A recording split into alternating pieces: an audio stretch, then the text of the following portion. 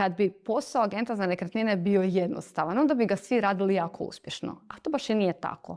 I generalno je mali broj uspješnih agenata koji od ovog uistinu zarađuju, imaju lifestyle. I generalno ne samo u Hrvatskoj, nego općenito u svijetu.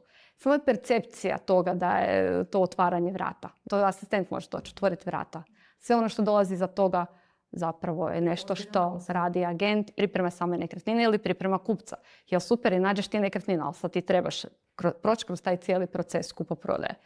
I ok kad se ide glatko, a što onda kad ne ide? Kupnja nekretnine nije odluka koja se donosi preko noći. Kupnja nekretnine je nešto što se treba planirati. Agencije rijetko ističu da imaju fond nekretnina koji se ne vide. Naravno. Koji su u njihovoj bazi. Kupce, tako je, za naše kupce koji nas kontaktiraju, kojima ćemo onda prvo ponuditi takvu nekretninu.